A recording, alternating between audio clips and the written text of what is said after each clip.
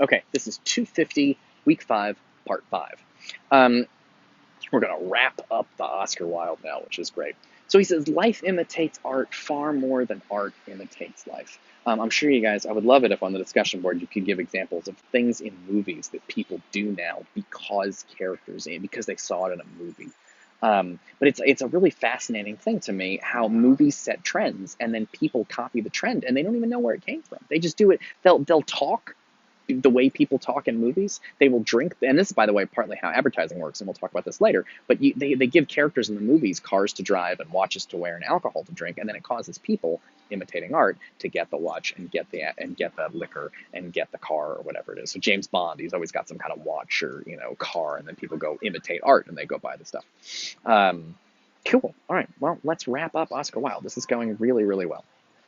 So he says, life imitates art far more than art imitates life. This results not merely from life's imitative instinct, he's joking around, life wants to copy art, but from the fact that the self-conscious aim of life is to find expression, and art offers it certain beautiful forms through which it may realize that energy. It is a theory that has never been put forward before, but which is extremely fruitful and throws a new light upon the history of art.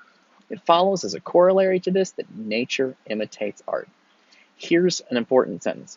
The only effects she can show us are effects we have already seen through poetry or in paintings. That is a complicated and strange thing to say. He says the only effects that nature can show us are things in paintings and poetry. Now, he's exaggerating a little bit, as all these philosophers tend to exaggerate. Because they're trying to say big, grand things about all art everywhere, and obviously there's a lot of different kinds of art, different countries, different centuries. But that's why I'm giving you all these different philosophers. If there was one right answer, I would just teach you the one right answer, and we'd be done with this class. But he says that life. The only effects that nature can show us are effects we've already seen through poetry and in paintings. This is really one of Oscar Wilde's most dramatic claims, which is that when we look at reality, it's like we're wearing glasses, and the glasses that we're wearing are made by art. And so art teaches us to notice things that we never would have noticed before. So his example, which is maybe not the best example for us, but his example is that there was a time, I know this is hard to believe, but there was a time in art, there was this guy named Turner who was a painter, and he painted fog. He painted fog so beautifully. He would just do like a city street, and there would just be a lot of fog. And fog is interesting. He would paint fog, and it was like a little bit of light, because fog captures light. Fog can glow, because the light kind of gets trapped in all the little water droplets. And so he painted fog with this beautiful light sort of trapped in the fog. And he made painting after painting after painting of these beautiful fog light, of the light in the fog. I don't know how to put it. Oscar Wilde said something a little bit crazy, but he was just like, people in London are like, oh, isn't the fog beautiful? Why did they think it's beautiful? Because this artist taught them it was something to care about. And he says, before this artist started painting the fog, people wouldn't care about it. They wouldn't think about it. Who gives a shit about it? It's just fucking fog. But when an artist paints the fog and people get interested in it, suddenly you notice the fog. Art teaches you to notice and pay attention to things you otherwise wouldn't notice.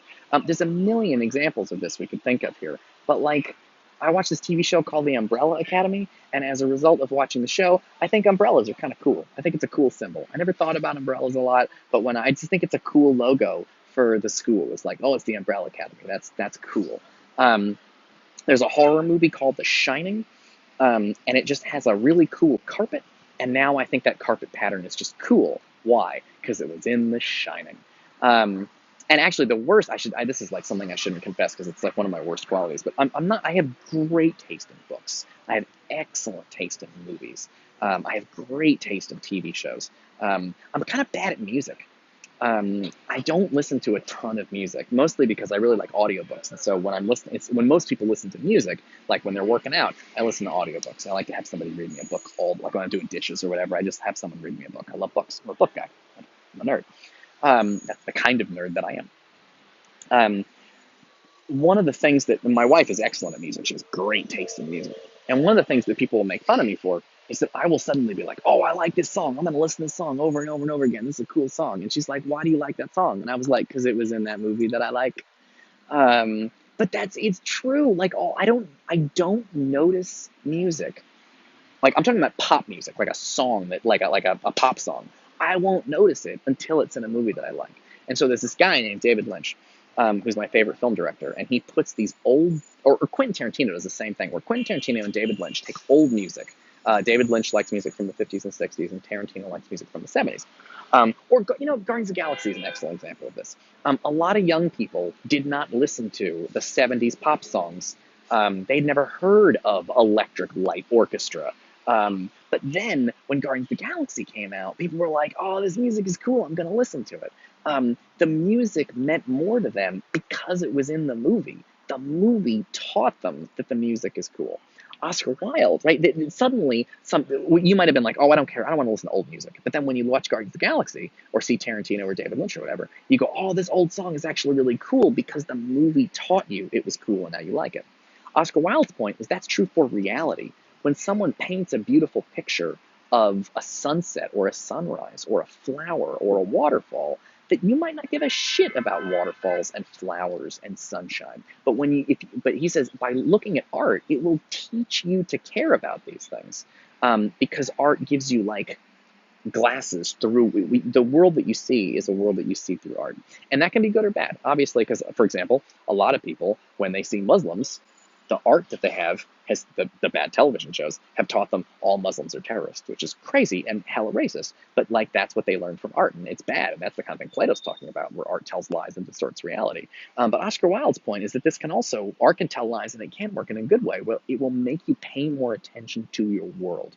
There are things that you only care about because they've been in a movie or a TV show. All right, cool. We're doing good. So let's take a look at the last line of Oscar Wilde here and wrap this up. Um, I like this part too, where he says he's talking about his own theory. It's never been put forward before, but it's extremely fruitful and throws an entirely new light upon the history of art. Fruitful means it's going to create great things. The fruit of the tree, here's a big tree. The fruit of the tree is gonna create great things. So he says my theory is very fruitful, meaning the theory that I've just put forward about art, Oscar Wilde theory, is going to create a lot of new great art. Notice he doesn't say it's true. He doesn't say, my theory is really good because it's true. He says, my theory is really good because it's going to make people create a lot of great art. Why doesn't he say it's true? Because his whole point is the truth is bad. He doesn't give a shit about true things. He just wants beauty. He wants beautiful things. He wants cool things. He wants interesting things. Is it true? He doesn't give a shit, and neither do I. Something that dropped. My wife is a scientist, so she cares about the truth, and I am a literature professor, and I'm like, but it looks cool. um, He says the final revelation is that lying, the telling of beautiful, untrue things, is the proper aim of art. That last line, the telling of beautiful, untrue things, is the aim of art. This is Oscar Wilde. Let's review real quick where we've been. Plato said, art tells lies, and this is bad. Sydney says, art doesn't tell lies, art is fiction, that's a whole separate thing, and it's nothing to do with the truth or lies. It's just art, it's like fiction, separate. Alexander Pope agrees with Plato that art is a copy of reality, but Plato says it's a bad copy of reality. Pope says it's a good copy of reality. Oscar Wilde agrees with Plato that art tells lies, but he thinks Plato says lies are bad. Oscar Wilde thinks lies are good. And with that, we have wrapped up Oscar Wilde, and we're going to continue week 5 lectures by moving to our next philosopher, a very difficult philosopher, a guy named Baudrillard. And Baudrillard is very difficult. So brace yourself for the next couple of videos. I'll see you in a little bit.